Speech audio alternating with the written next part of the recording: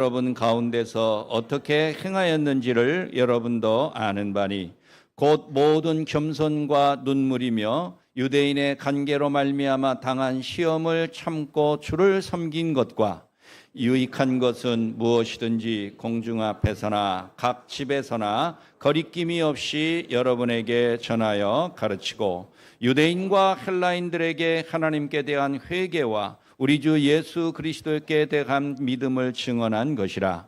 보라, 이제 나는 성령에 매여 예루살렘으로 가는데 거기서 무슨 일을 당할는지 알지 못하노라. 오직 성령이 각 성에서 내게 증언하여 결박과 환난이 나를 기다린다 하시나 내가 달려갈 길과 주 예수께 받은 사명 곧 하나님의 은혜의 복음을 증언하는 일을 마치려 하면은 나의 생명조차 조금도 귀한 것으로 여기지 아니하노라. 아멘. 루체 찬양대 나오셔서 찬양 드리겠습니다.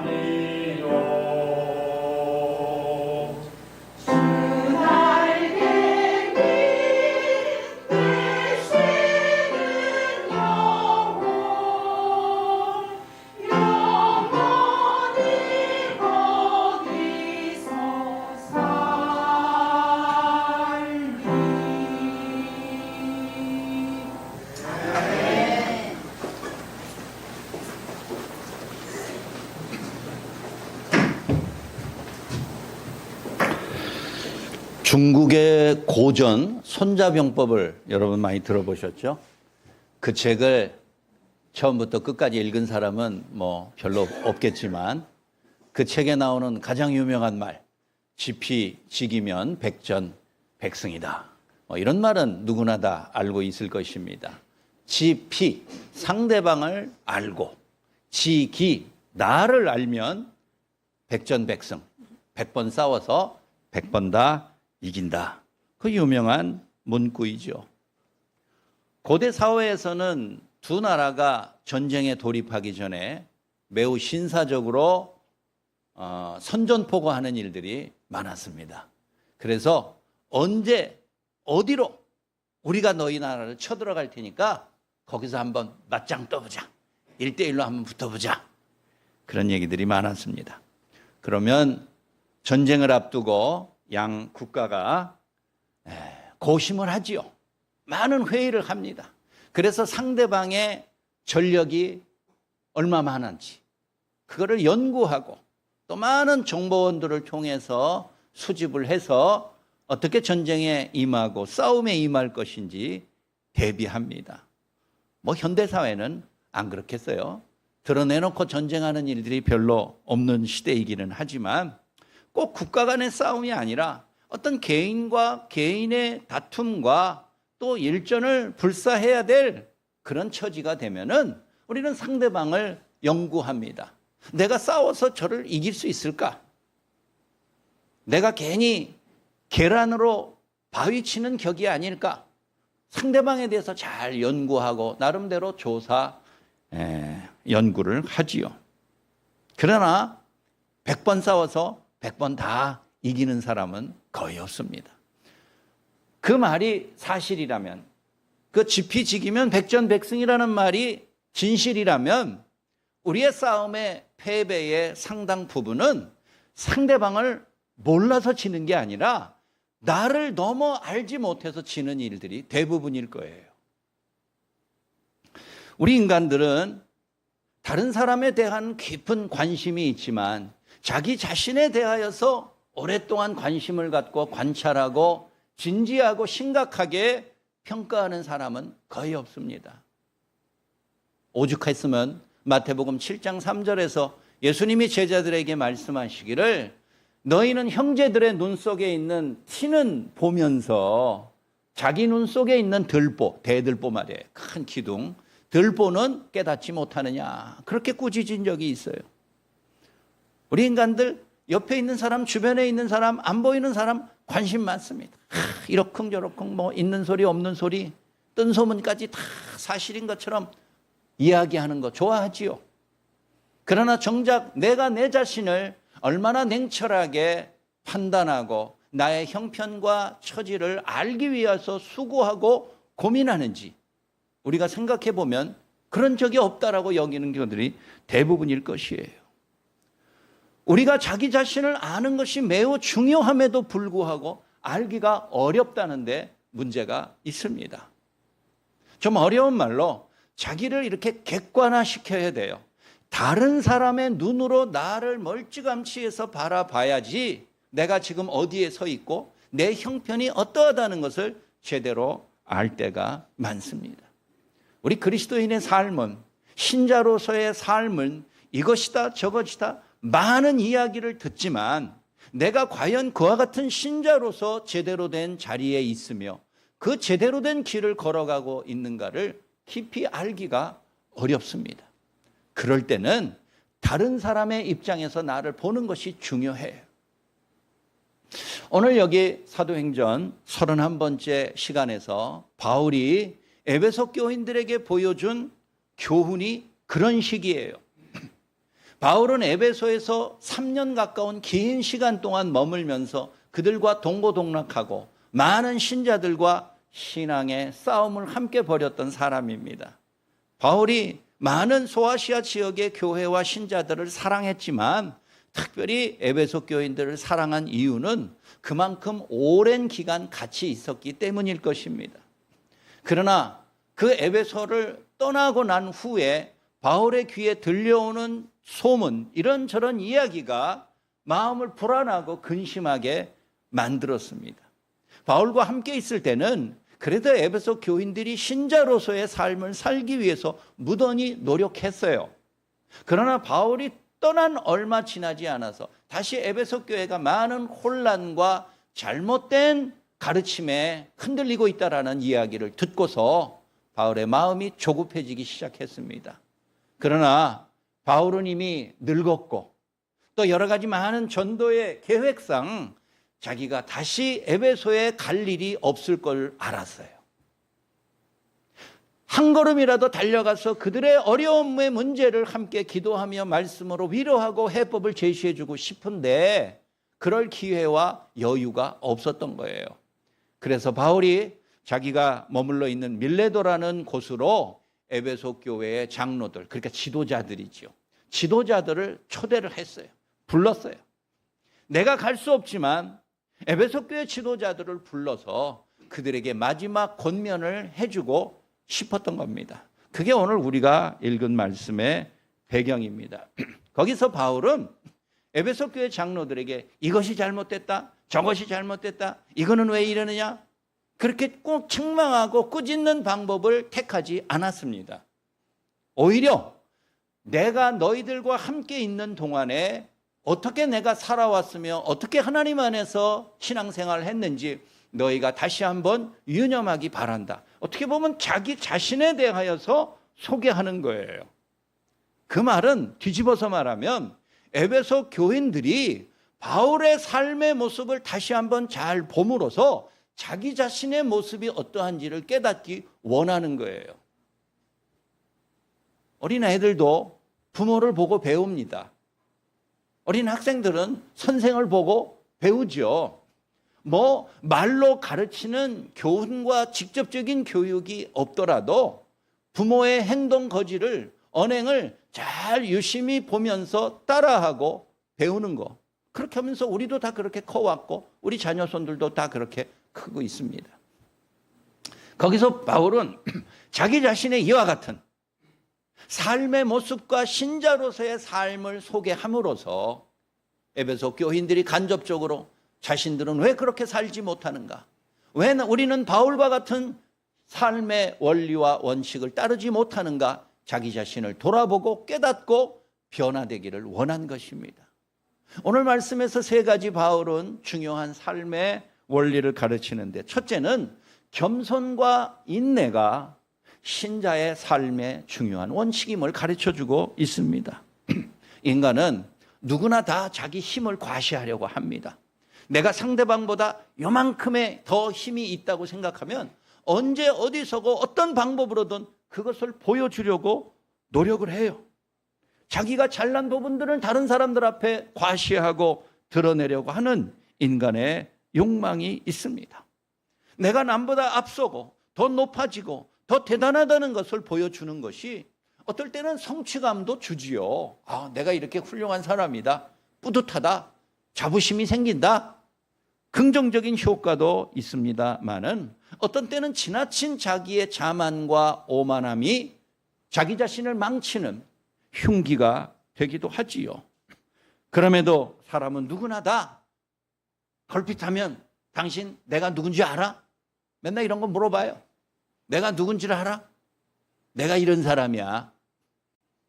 우리 얼마 전에 있었던 초등학교 교사의 자살 사건을 우리 모두 기억합니다. 원인이 정확하게 규명되지는 않았지만 대부분의 국민들은 학부모가 이른바 갑질을 하여서 그 스트레스가 너무 극심하여 그런 극단적인 결단을 하지 않았는가, 다 그렇게 생각해요. 거기서 그 교사들은, 또 어떤 다른 학부모들은 교사들에게 당신 내가 누군지 알아? 어느 대학 나왔는지 알아? 당신은 공부 어디까지 했어? 당신이 이룬 게 뭐야?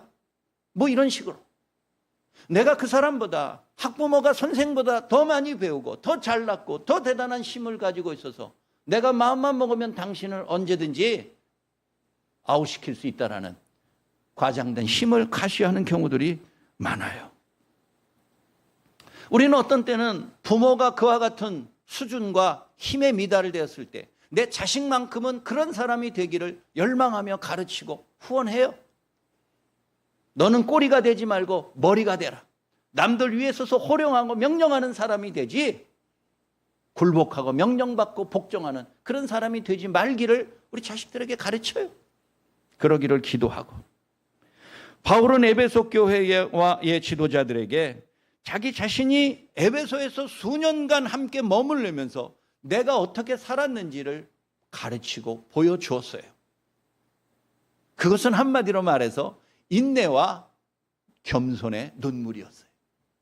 이게 중요해요.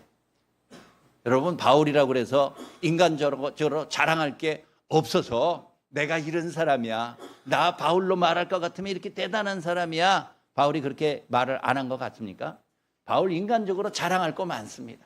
에베소 교회 교인들 가운데 바울보다 뛰어난 사람은 거의 없었을 것이에요.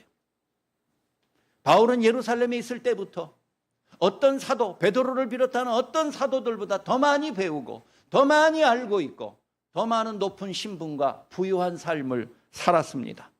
어떤 전도자보다 인간적인 자랑과 자격이 충분했던 바울 자신입니다. 빌립보서 3장 4절 이하에 보면 바울은 자기의 인간적인 자랑을 소개한 적이 있습니다. 내가 이런 사람이고 내가 율법적으로 종교적으로 볼 때 나보다 대단한 사람이 있으면 나와보라 그래. 바울이 그렇게 자랑한 적이 있습니다. 물론 그 자랑의 목적이 자기를 높이기 위함이 아니라 내가 그러한 사람이지만 내 그런 것들을 인간적으로 자랑하지 않는다, 결론적으로 그렇게 말한 적이 있습니다. 요즘 젊은 사람들 말 맞다나 바울의 자부심이 쩔어요. 대단해요. 최고예요. 바울은 또한 고린도후서 11장 23절에서 내가 예수 믿고 나서부터 복음 때문에 얼마나 많은 고난과 괴로움과 고통을 겪었는지 당신들이 아는가? 바울이 또 이렇게 고린도 교인들에게 되물었습니다. 우리도 어떤 때는 옳은 일을 위해서, 대의를 위해서, 모든 사람들의 이익을 위하여서 내가 희생하고 헌신하고 고난과 불이익을 당했으면 그런 것들을 또 대단한 훈장으로 여기며 살아갈 때가 있지요. 당신들이 잘 먹고 잘 살 때 나는 당신들 때문에 이렇게 고통받으며 괴로워했다. 이런 것들이 하나의 큰 자랑과 자부심이에요. 바울도 그랬다는 거예요. 자기는 대접받을 최고의 자격이 갖춘 사람이지만 오히려 그것 때문에 많은 고난과 불이익을 내 일부러 받았던 사람이다. 내 이만큼 대단한 사람이다. 바울이 그렇게 말할 수 있는 형편이 돼요. 그러나 오늘 19절 말씀을 보니까 바울이 에베소 신자들에게 그러한 내가 지난 3년 동안 너희들 가운데 보여준 내 삶의 가장 중요한 원칙은 겸손과 인내의 눈물이었다. 그걸 보여주는 거예요. 우리 인간은 남들이 갖지 못하는 더 열망하는, 좋아하는 좋은 것들을 갖추었을 때 그걸 자기 자랑거리로 삼아요. 그러나 겸손이 뭐 자랑입니까? 남들보다 더 많이 고난을 당하고 그것 때문에 어쩔 수 없이 슬픈 눈물을 흘린 게 뭐 자랑이에요? 우리 인간들끼리는 그래요. 눈물 흘리는 게 뭐 대단하냐 이 말이에요. 그렇게 생각하지 않는다는 거예요. 연약한 사람이나 눈물 흘리고, 우리 특히 한국 남자들은 옛날에 그런 교육을 받았잖아요. 남자들은 절대 울면 안 된다. 눈물을 보이면 안 된다고. 부모가 죽기 위해 죽는 거 외에는 눈물을 보이면 안 된다고. 우리 얼마나 그렇게 강압적으로 많이 교육을 받았습니까? 그래서 슬픈 영화를 보고 드라마를 볼 때 남자라고 그래가지고 눈물 안 흘려요? 흘려요. 그래도 옆에 있는 가족들이 볼까 봐 돌아서서 슬프지 않은 척, 눈물 안 흘리는 척, 하품해서 눈물 흘리는 척, 졸리지도 않은데 입을 딱 벌리고 하품하는 척. 우리 그렇게 살았어요. 그러나 바울은 자기의 인간적인 자랑이 신자의 삶의 가장 중요한 부분이 아니라는 것을 알아요. 그래서 에베소 교인들에게 마지막 간절하게 원해요. 내가 슬픔에 눈물을 흘린 게 내 자랑이라는 거예요.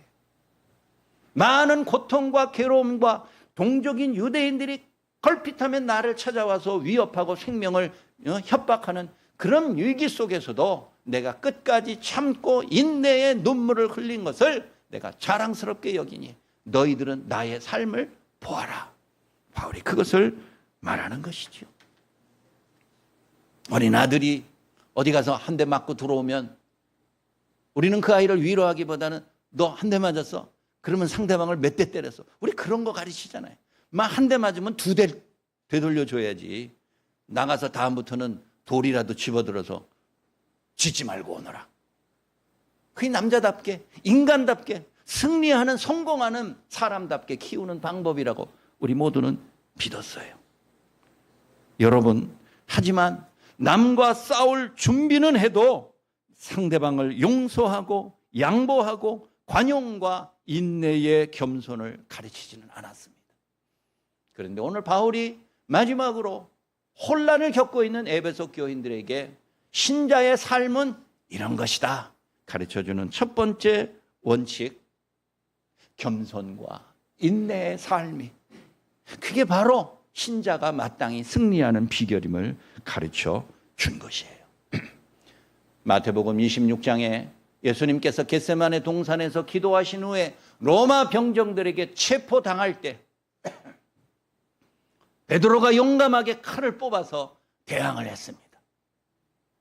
그러자 예수님께서 그 베드로를 책망하시고 꾸짖었어요. 내가 힘이 없어서 저들에게 잡혀가는 줄 아느냐? 내가 저들보다 더 막강한 하나님의 아들로서의 힘이 있지만, 그러나 아버지의 뜻을 이루는 것은 칼을 들어서 저를 대적하는 것이 아니라 기꺼이 저들의 체포에 순응하여 붙잡혀 가는 것. 그래서 하나님이 계획하신 십자가의 죽음을 맞이하는 것, 그게 하나님의 뜻이다. 우리 예수님이 제자들을 그렇게 가르쳤어요. 위기를 당할 때 우리는 맞서 싸울 용기도 필요하지만 그것이 더 큰 하나님의 뜻을 이루고 신자의 온전한 승리를 이루는 길이라면 인내하고 순복하고 고난을 받아들일 준비를 해야 되는 것입니다. 사랑하는 여러분, 우리가 어떤 때는 겸손할 필요도 없고 더 이상 참지 않아도 될 때가 있지요. 그래서 베드로가 예수님에게 쫓아와서 선생님, 내가 몇 번이나 참고 상대방을 용서하고 봐줘야 됩니까? 7번 정도 하면 되겠습니까? 그렇게 큰 소리 치며 물어본 거예요. 7번 정도 봐줬으면 8번째부터는 안 봐줘요. 그러면 모든 사람들도 다 인정해요. 아, 그렇지. 저 사람이 7번씩이나 봐줬으니까 이제 8번째부터는 안 봐줘도 돼. 괜찮아. 다들 다 알아요. 다들 동의해요. 그래도 우리 예수님께서 말했어요. 7번이 아니라 7번씩 70번이라도 용서하여라. 우리는 우리가 정한 방식대로 내 삶의 신자로서의 삶을 이렇게 영위하지만 오늘 성경은 우리에게 가르쳐 줍니다. 남에게 힘을 과시하고 지식을 과시하고 잘난 것을 드러내려고 하는 것이 신자의 승리가 아니라 겸손함과 끝까지 참고 견디는 인내를 통하여서 신자의 승리의 삶을 살아가기를 바란다. 믿음의 역사가 있기를 간절히 소원합니다. 두 번째는 회개와 믿음이 신자의 삶입니다.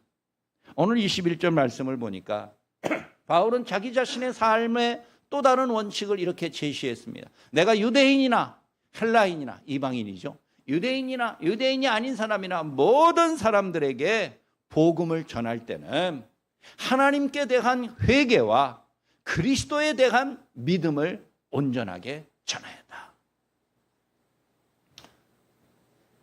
우리 모두가 복음의 전도자가 되어야 된다는 건 잘 압니다. 가정에서, 직장에서, 사는 이웃에서, 학교에서 기회가 되면 복음을 전해야 되는 전도자의 사명을 해야 된다는 걸 알아요. 그러나 복음이 무엇이냐? 우리가 전해야 될 복음의 가장 중요한 내용이 무엇이냐 물으면 잘 대답하기 어려워요.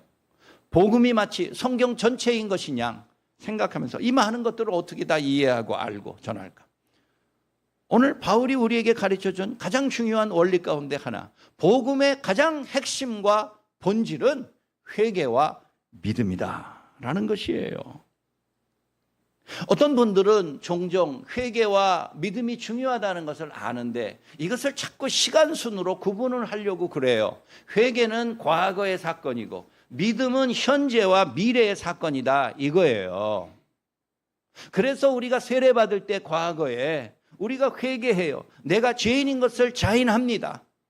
그리스도의 도움이 없으면 내가 구원받지 못할 것을 인정합니다. 그게 일종의 회개의 과정이지요. 그래서 세례가 과거 사건으로 한 번 끝나버린 것처럼 회개도 과거에 세례받을 때 어떤 특정한 시간에 특정한 사건 때 한 번만 한두 번만 하면 된다라고 여겨요. 그리고 그 이후에는 믿음 생활을 해야 된다라고 생각을 합니다. 여러분, 회개가 단지 흘러간 과거의 결심이 아닙니다. 회개는 오늘도 현재도 날마다 수시로 앞으로도 계속돼야 될 우리의 삶의 신앙의 덕목이에요. 한 번의 회개로 충분하다면 쉬지 말고 기도하라 라는 성경의 교훈도 가짜예요.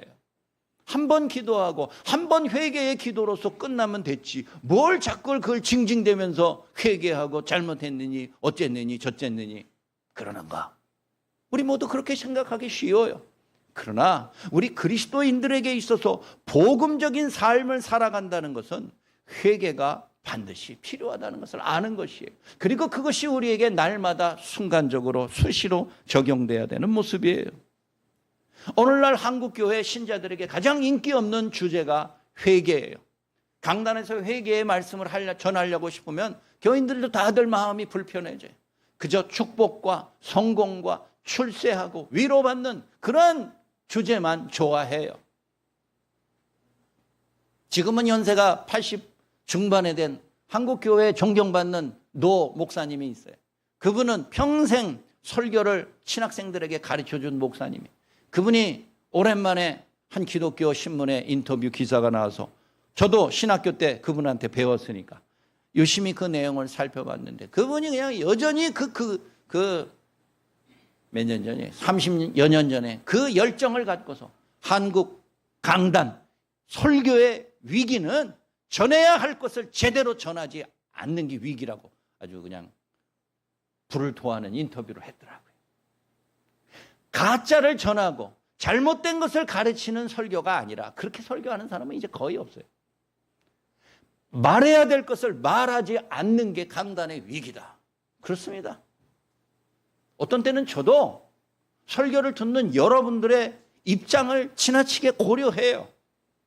내가 이런 설교했을 때 특정인이 자꾸 생각나요. 아, 그 사람이 별로 좋아하지 않겠구나. 그러나 오늘 선택한 하나님의 말씀의 본문에 그 내용을 말하지 않을 수가 없어요. 그게 중요한 핵심 가운데 하나인데 그거를 회피하고 넘어갈 수는 없는 거예요. 그런데 그렇게 말해야 했을 때 그 부분에 대하여 어떤 특정인이 자꾸 마음에 걸려요.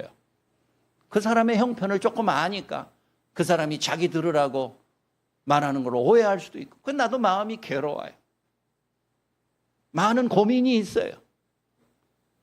그리고 심각할 때는 그 부분을 모른 척 넘어갈 수 있어요. 그런다고 여러분들이 압니까? 모르시잖아요. 그런 때도 있어요. 그러나 어떤 때는 조금 완화해서 우회해서 가볍게 언급할 때도 있고 그리고 지내놓고 보면 또 내가 후회가 돼요. 내가 잘못한 거예요. 아무도 알지 못하는 일이지만 나는 알잖아요. 여러분, 회개라는 주제가 누구도 좋아할 내용이 아니에요. 자기의 잘못을 인정하고 하나님 앞에 사실대로 말하는 것이 그게 누군들 기뻐하고 즐거워하겠어요. 그러나 피할 수 없는 일이에요.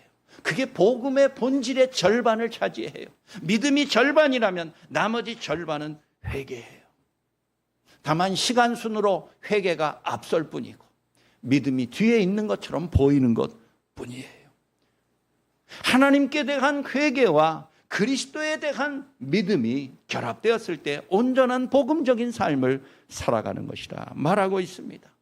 바울은 단지 회개와 믿음을 타인을 향한 교육용으로만 사용하지 않았어요. 이게 무슨 말이냐면 바울도 자기 자신은 회개하지도 않고 믿지도 않는 것을 다른 사람들에게 필요하고 가르칠 때 중요한 내용이라고 그래가지고 그렇게 말만 하지 않았다는 거예요.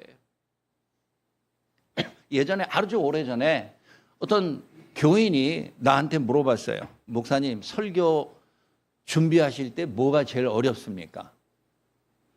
그래서 저는 설교를 제가 준비하는데 이제 기술적인 어려운 게 뭐냐 이렇게 묻는 줄 오해했어요. 그래서 저는요 설교 준비할 때 설교 제목 잡는 게 제일 어렵습니다. 실제로 그렇고 그렇게 대답했거든요. 근데 그분이 묻는 거는 그게 아니었어요. 그래서 그래요? 그냥 웃고 넘어가더라고요. 근데 내가 집에 와서 곰곰이 생각해 보니까 그런 질문이 아닌 것 같아요. 그래서 그 다음 주에 다시 그분을 만나서 교회에서 만나서 지난주에 이렇게 물어보셨는데 설교 준비할 때 제일 어려운 게 뭐냐고 질문하셨는데 당신은 답을 알고 있는 것 같다고 말해보라고 그랬어요. 그랬더니 아니라고, 괜찮다고, 됐다고. 근데 나중에 결국은 말을 했어요. 그게 뭐냐? 자기가 그분이에요. 그분이 자기가 목사의 입장이라면 설교할 때 목사가 자기는 그렇게 행하지 않으면서 교인들에게 그렇게 행하라 라고 말하는 게 설교 준비할 때 제일 어렵게 여겨질 거라 그렇게 생각한 거예요.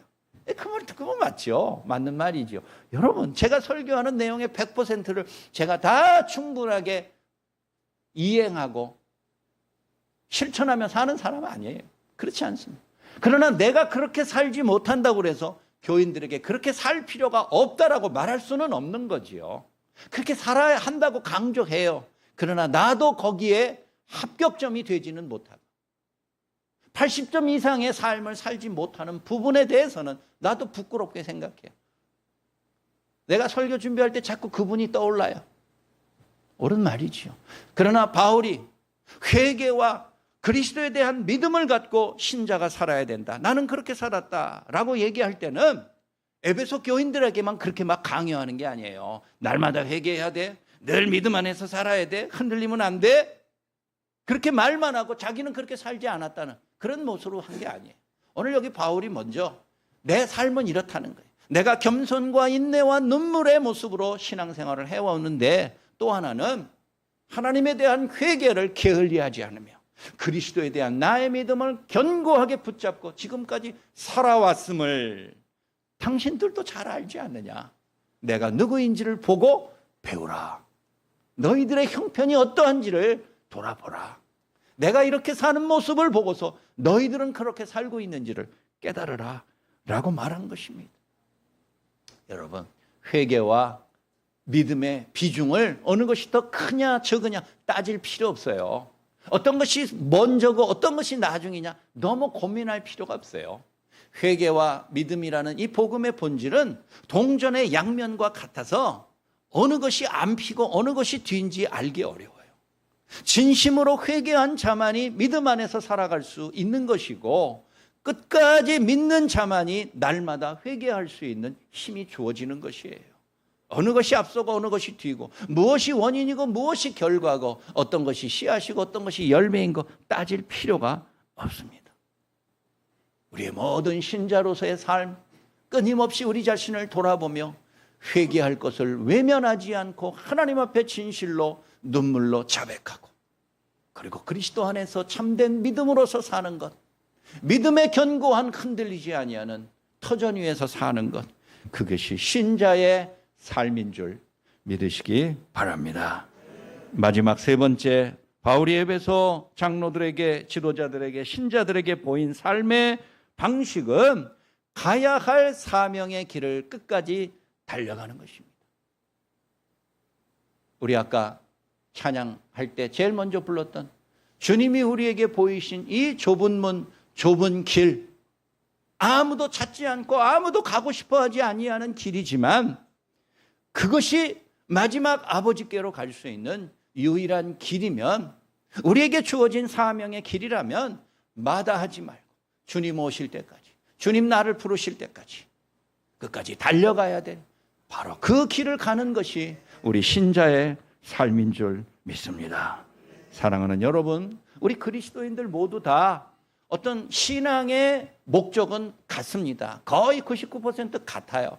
그러나 그 영적인 삶의 목표를 달성하기 위한 방법은 다 제각각 조금씩 달라요. 가는 길이 조금씩 달라요. 그러나 그 길을 통하지 아니하고서는 우리의 목적지에 갈지 못한다면 우리 아무리 힘들고 어려워도 끝까지 그 길을 가야 되는 것이에요. 어떤 사람은 빨리 가기 위해서 이런 길을 선택하고 어떤 사람은 좀 더 안전한 방법으로 신앙생활을 하려고 저런 길을 선택하고 가기도 합니다. 하지만 우리 모두가 선택한 여러 신앙의 방법과 신자의 삶의 모습이 언제나 다 옳던가요? 언제나 다 정당하고 가장 현명하던가요? 여러분 나이 한번 돌아보세요. 후회하는 거 많습니다. 내가 왜 그때 그런 방법을 선택했는지 내가 오판한 거예요. 잘못 선택한 거예요. 후회할 때 많습니다. 요즘 야구, 한국이나 외국이나 야구 붐이 일었어요. 한 50년 전만 하더라도 야구를 별로 좋아하지 않던 나라들도 이제는 야구는 다 하는 그런 시대가 되었어요. 우리나라도 프로야구 경기장 가면 숫자가 많이 늘었습니다. 그래서 어렸을 때부터 초등학생 때부터 야구부에 들어가서 꼭 직업적으로 야구 선수가 되려고 하지 않더라도 야구를 가르쳐서 배우는 걸 좋아합니다. 그런데 여러분 야구를 잘 모르는 분들도 우리 여성분들은 아무래도 남성보다는 야구에 대해서 관심이 없죠. 그래서 모르는 사람도 야구 경기에서 승리하려면 어떻게 해야 되죠? 점수, 득점을 해야 이기는 거예요. 상대 팀보다 축구나 농구하고 똑같아요. 더 많은 득점을 하면 이기는 거예요. 근데 야구에서 득점을 하려면 공을 타자가 친 다음에 1루를 통과하고 2루를 통과하고 3루를 통과하고 마지막으로 자기 있던 홈으로 돌아와야지 그게 1점이 되는 거예요. 여러 선수가 여러 번 돌아서 자기 자리로 돌아오면 그게 다득점을 해서 이기는 거지요. 근데 타자가 공을 쳐요. 배트로, 방망이로 공을 탁 치고 어떡하죠? 1루로 열심히 달려요. 그런데 홈에서 1루까지의 길이가 27.4m예요. 짧은 거리가 아닙니다. 27.4m면 꽤 긴 거리예요. 그 1루까지 살아나가야만이 점수를 낼 수 있는 기회를 주는데 선수들 가운데 10명 중에 7명은 1루를 밟지 못하고 죽어요. 아웃이 돼요. 살아남지를 못한다는 거예요. 물론 다음에 기회가 다시 돌아오지만. 그래서 전력 질주를 하는 거예요. 그런데 내가 친 공이 아주 공중으로 높이 이렇게 솟았다든가 아니면 그 가까운 데서 수비하는 선수들에게 공이 붙잡혀 그러면은 99% 아웃이에요. 내가 27.4m를 달려가기 전에 공이 벌써 1루에 중계가 돼서 아웃이 되는 거예요. 살아남지를 못하는 거예요. 그래서 타자뿐이 아니에요. 그 관중들도 공을 딱 치는 순간 저 선수가 1루에 살아날 것이 1루로 진출할 수 있는가 없는가를 거의 다 알아요. 공중에 뜬 볼은 거의 다 잡혀요. 내야수 앞에서 수비하는 선수에게 공이 잡히면 거의 다 아웃이라는 거 다 알아요. 그래서 타자가 공을 딱 치는 순간 공이 솟구치거나 앞부분에 떨어져서 잡히면 어떻게 돼요? 내가 아웃이라는 걸 본인이 알아요. 그러면 내가 27.4m를 왜 전력 질주를 합니까? 더워 죽겠는데 열심히 뛰어도 내가 도착하기 전에 먼저 공이 도착할 것을 알아요. 그래서 열심히 안 뛰어요. 열심히 뛰나 열심히 안 뛰나 아웃은 마찬가지인데 안 뛰어요. 그런데 초등학교 야구를 가르치는 감독이나 코치가 제일 중요하게 여기는 것 중에 하나가 내가 공을 쳤으면 설령 아웃되더라도 1루는 끝까지 달려서 그 베이스를 1루 베이스를 발로 밟으라 이거예요. 그러면 초등학생들이 벌떼같이 일어나가지고 반발한다는 거예요. 내가 열심히 뛰어도 공이 먼저 도착해서 아웃될 게 뻔한데 내가 왜 열심히 뛰냐는 거예요. 그래도 코치가 그 어린 애들에게 납득시키기는 어렵지만 계속해서 그걸 훈련시키네요. 공을 치면은 무조건 달려나가는 거예요. 무조건 뛰어나가라는 거예요. 공이 네 앞에서 탁 먼저 도착해서 아웃 되더라도 그래도 뛰어서 밟고 지나가라는 거예요. 그걸 가르치기 참 어렵다는 거예요. 야구 선수에게 1루는 끝까지 달려야 되는 길입니다. 홈런 치면 좋겠지만, 안타 치면 좋기는 하겠지만, 내가 방망이를 10번 휘둘러서 2번 잘해야 겨우 3번 잘 치고 나머지 7번은 대개 아웃되는 것처럼 공을 치는 게 현실인데, 우리 생각에는 왜 에너지를 소모하고 왜 내가 힘들게 창피하게 아웃된 걸 뻔히 알면서도 그 마지막까지 달려야 됩니까? 그렇게 생각을 해요. 그러나 99% 아웃되더라도 1%의 가능성이 있는 거예요. 높이 뜬 공을 받는 선수가 실수해서 놓칠 때도 있는 것이고, 내야수가 붙잡아서 1루로 공을 중계할 때도 1루수가 그걸 받는데 실수로 못 받고 떨어뜨릴 수도 있는 거예요. 비록 1%의 가능성밖에 없지만, 야구 선수에게 있어서 1루라는 27.4m는 긴 거리예요. 그러나 자기가 죽든 살든 죽을지 안 죽을지 솔직히 자기도 모르는 거예요. 그냥 그렇게 지레 짐작하는 거예요. 끝까지 뛰어나가야 될 길이에요. 아웃되더라도 끝까지 뛰어서 발로 한번 밟고 아웃되는, 그걸 계속해서 가르칩니다. 네가 끝까지 나아가야 될 길이다. 끝까지 가야 될 길이다. 중간에 포기하면 안 된다. 나중에 자기가 친 공이 높이 떴는데 아웃될 줄 알고 열심히 안 뛰고 다시 자기 자리로 돌아가다가 뜬 공을 그냥 놓치는, 그래서 그때서야 또 불이 나게 뛰었지만 그때는 아웃, 그런 일들도 가끔 있어요. 여러분, 바울은 디모데후서 4장 7절에서 나는 선한 싸움을 싸우고 나의 달려갈 길을 마치고 믿음을 지켰다 라고 고백한 적이 있어요. 바울도 자기가 달려가야 될 길을 끝까지 달려갔음을 자랑하고 있는 거예요.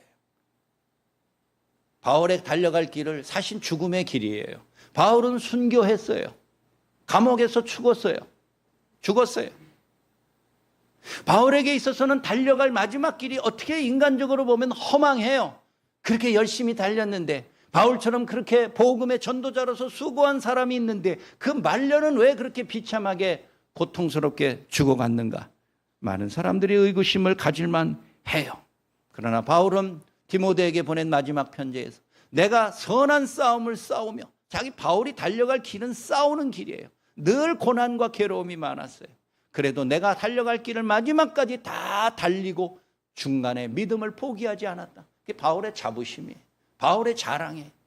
그런 바울의 자랑이 우리 모두의 자랑이 되기를 간절히 바랍니다. 사랑하는 여러분, 우리가 달려갈 그 사명의 길은 우리가 선택한 길이라면 후회할 수 있어요. 잘못 판단해서 엉뚱한 길을 선택할 수도 있어요. 그러나 우리가 이 믿음의 길을 가는 것은 우리가 선택한 길이 아니에요. 그리스도가 선택해 준 길이에요. 대신 정해 준 길이에요. 그분이 먼저 앞서간 개척하신 길이에요. 그래서 내가 곧 길이요 진리요 생명이고 나로 말미암아야만이 아버지께로 갈 수 있다라고 우리 주님이 자신 있게 말씀하신 거예요.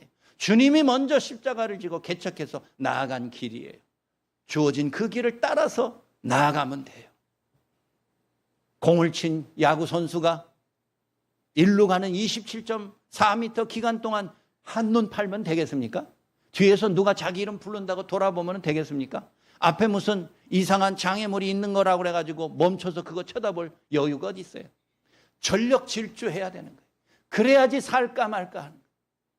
우리 신앙의 사명의 길이 그래요. 수많은 장애와 고통과 두려움과 의심의 문제들이 있지만 그리스도가 내게 정해진 믿음의 길이라면 여러분 자꾸 저하고 우면하지 말고 왼쪽 둘러봤다 오른쪽 둘러봤다 뒤돌아봤다 자꾸 그러지 말고 목적지를 향해서 죽어라 달리고 믿음으로 끝까지 달려서 승리하시는 여러분들의 삶이 되시기를 간절히 소원합니다. 말씀을 마칩니다. 예수 그리스도의 교훈뿐 아니라 바울의 교훈도 우리 모든 신자들의 삶을 사는 하나의 거울과 같습니다. 그리스도를 보며 나를 보는 거예요. 바울과 같은 위대한 신앙의 선조들의 삶을 보면서 나를 보는 거예요. 그러면 나는 어떻게 살 것인가? 그러면 나는 지금 어떻게 서 있는가? 그거를 보는 거예요. 사랑하는 여러분, 내가 누구인지 모른다면, 내가 서 있는 현 위치가 어디인지 모른다면 우리는 패배할 것입니다. 절대 승리하지 못할 것입니다.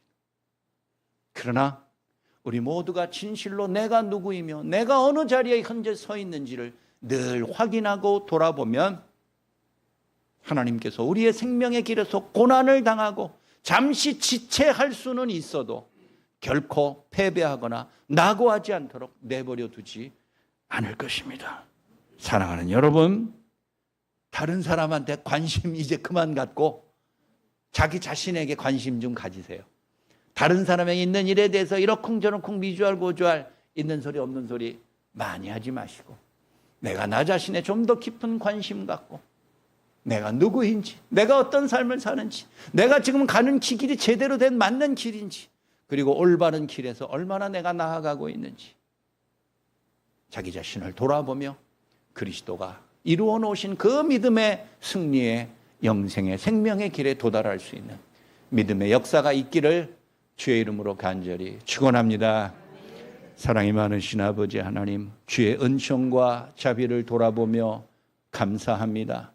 너도 나도 자기의 잘나고 높아지고 대단한 것들을 자랑하는 세상이지만 우리의 진정한 자랑은 예수 그리스도처럼 겸손하고 인내하며 눈물을 흘리는 것임을 깨달아 알게 하여 주옵소서. 많은 불신자들이 외면하고 가볍게 여기는 그것을 가장 소중한 가치로 여기게 하시고 신자로서의 마땅히 주어진 길을 끝까지 믿음으로 완수하며 달려나가는 믿음의 역사가 있기를 간절히 소원합니다. 오늘도 이 고난의 삶 우리에게만 맡기지 마시고 하나님이 열어 보이신 구원의 길 가운데 우리 모두가 거할 수 있도록 인도하시며 그 길에서 낙오되는 자 하나도 없게 살펴주시고 힘든 자를 일으켜 세워주시고 걷지 못하는 자를 이끌어 주셔서 하나님이 예비해 놓으신 참된 생명의 목적지에 모두 다 도달할 수 있는 믿음의 역사가 있게 하여 주옵소서. 예수님 이름으로 간절히 기도하옵나이다. 아멘. 우리 다 같이 일어나셔서 384장 찬송 부릅니다.